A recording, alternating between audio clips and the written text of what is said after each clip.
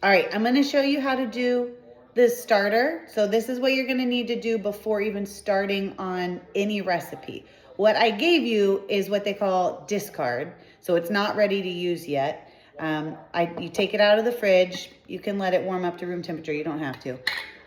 This is a lot more than what you need. You can see it's filling up a good portion of this right here. So you have two choices. You can either start in a clean jar, or you can just eyeball this and dump some of it out. I normally just eyeball it and dump it out, but just to show you like the precise way to do it.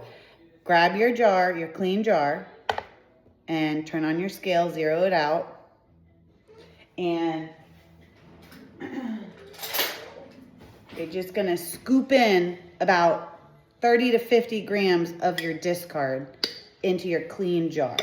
It doesn't have to be exact. And it's kind of messy.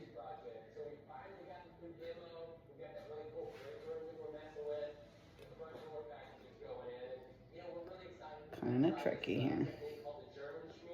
All right, that's about 20. So like maybe 2 good-sized scoops would be fine.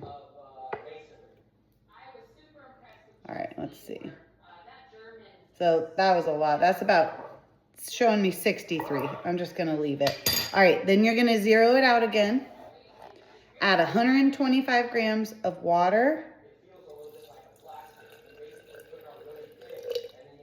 And just go kind of slow. All right, mine's about 132. All right, I'm gonna take it off and just stir it up. You don't have to do this, but it's easier to mix it all in right after you get the water in there. Give that a little stir, and then zero it out again.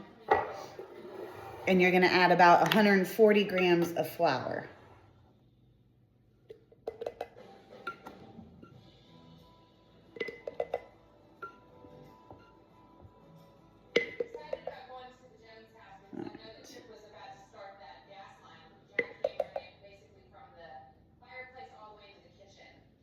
Getting close here.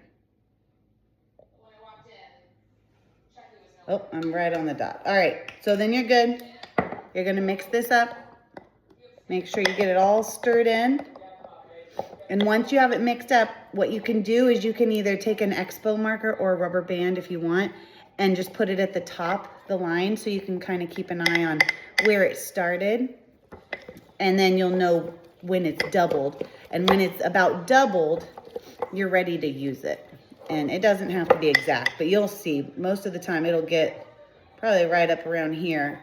And that's when I start to use it if you're using one of the big mason jars. If you're using a smaller mason jar, that's fine, but keep an eye on it because it might pop the lid off and get really messy. I've had it overflow on the little ones, so that's why I tend to use the big jars. And make sure you use the wide mouth ones because the narrower mouth mason jars are a mess and really hard to clean out afterwards. And remember, don't put any of this starter down the drain. You're gonna wanna wipe off as much as you can on a paper towel.